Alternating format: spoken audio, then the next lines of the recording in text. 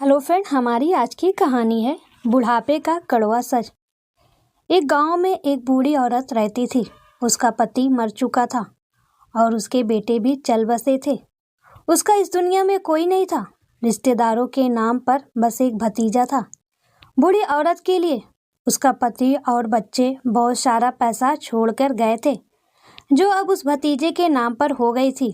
भतीजा पैसों के लालच में ही बूढ़ी औरत को अपने घर ले गया था। भतीजे का नाम रामकिशन था।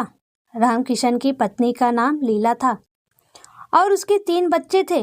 बूढ़ी अम्मा को वो न तो टाइम से खाना देता था और न ही उनकी देखभाल करता था। बस उनके पैसों का उसे लालच था, इसलिए रामकिशन ने उसे अपने घर में रख रखा था। रामकिशन के बच्चे दोनों लड़के भी बूढ़ी अम्मा को बहुत परेशान करते थे। कभी उसके ऊपर पानी डालते तो कभी उसे नोचते थे। बूढ़ी अम्मा उन पर चिल्लाती थी और गालियां देती थी जब उसे वह खाना खाने के लिए कुछ भी नहीं देते थे। रामकिशन की पत्नी लीला बूढ़ी अम्मा को रात का बचा कुचा खाना और साथ में ताने मार कर देती थी और बोलती थी, ले बुढ़िया खा ले। रामकिशन की बेटी बूढ़ी अम्मा से बहुत प्यार करती थी।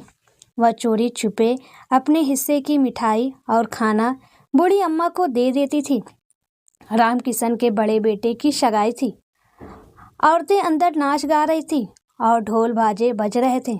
पूड़ियाँ बन रही थी और सब्जियों के बनने की खुशबू आ रही थी। बूढ़ी अम्मा सोच रही थी कि पता नहीं कब मुझे खाना देंगे। बूढ़ी अम्मा रामकिशन की पत्नी के डर से बाहर नहीं निकली।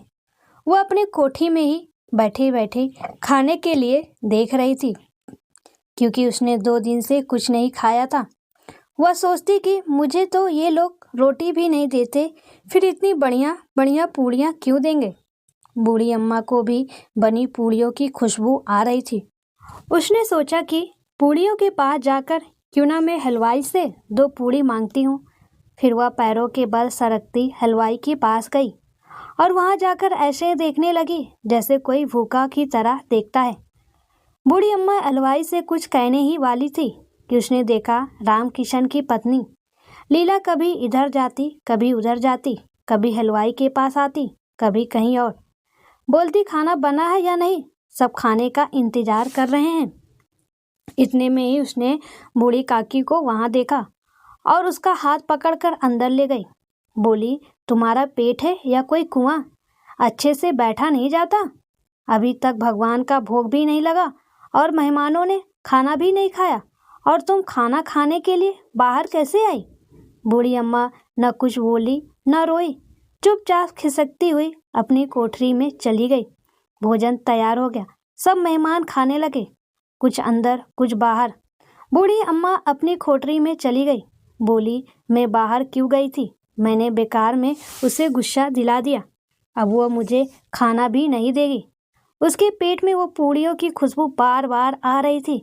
वह सोच रही थी कि अब प्लेट लग गई होगी, अब मेहमान खाना खाने लग गए होंगे, अब तिलक की रस्म शुरू हो गई होगी।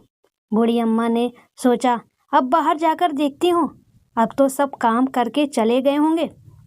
उससे रहा नहीं गया और वैसे दोबारा सरकती हुई बाहर आ गई। उसने आकर देखा, अभी तो कोई उंगलियां चाट रहा था, कोई दही पी रहा था, कोई पूड़ियाँ खा रहा था और सब लोग बूढ़ी अम्मा को देख रहे थे और बोले, अरे ये बुढ़िया कहाँ से आई है? इतने में रामकिशन ने अम्मा को देख लिया।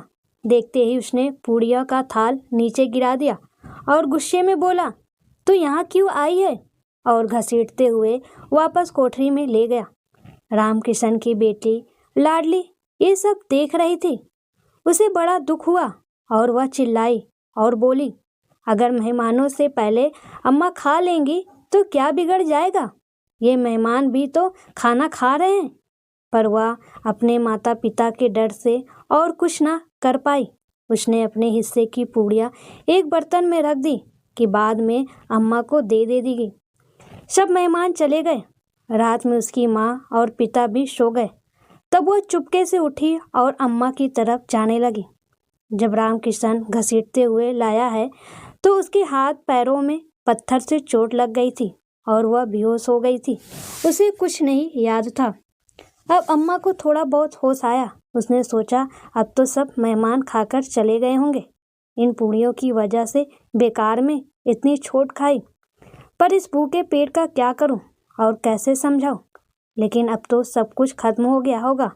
इतने में बूढ़ी अम्मा को आने की आवाज़ सुनाई दी। उसने कहा, कौन है? लाडली बोली, अम्मा मैं हूँ, आपके लिए खाना लाई हूँ। बूढ़ी अम्मा बोली, तुम्हारी माँ ने दिया है? कहा नहीं, ये तो मेरे हिस्से की पूड़ियाँ हैं। उसमें सिर्फ 4 ही पूड़ी थी। अम्मा ने वह जल्दी जल्दी खाई। अब उनको पूड़ियों को खाकर और भूख लगने लगी। बोली, और ले आओ। लाडली ने कहा, अब तो अम्मा मुझे मारेगी।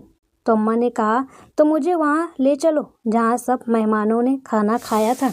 लाडली अम्मा को वहाँ ले गई।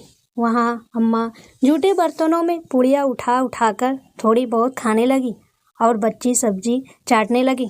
अम्मा सोच रही थी कि मैं ये सब क्या कर रही हूँ। अगर आज इन लोगों ने मुझे खाना दे दिया होता तो शायद जूठे बर्तन न चाटने होते। इतने में पत्नी लीला की आँख खुल गई। उसने देखा कि उसकी बेटी लाडली वहाँ नहीं है।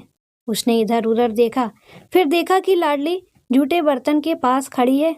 वहाँ जाकर उसने देखा कि अम्मा जूठे बर्तन चाट रही है। उसने सोचा कि एक पंडिताइन आज मेरी वजह से जूठे बर्तन चाट रही है। आज मेरे बेटे की सगाई है। मैंने लाखों को खाना खिलाया पर उसी को नहीं खिलाया जिसके पैसों पर मैं जिंदा हूँ, जिसके पैसों से मैं ऐसा कर रही हूँ। उसे बड़ा बुरा लगा। वो रोने लगी और भगवान से प्रार्थना करने लगी कि मुझे माफ़ कर दो भगवान, मुझसे कितनी बड़ी गलती हो गई। वह वापस अंदर गई और जाकर एक थाली में सारा भोजन लगाकर अम्मा के पास बैठकर बोली, लो अम्मा, मुझे माफ़ कर दो और खाना खा लो। जैसे एक बच्चे को टॉफ़ी दे देने से वह बहल जाता है, उसी तरह अम्मा खाने की थाली देखकर सब कुछ भूल गई और उसने बहू को माफ़ कर दिया।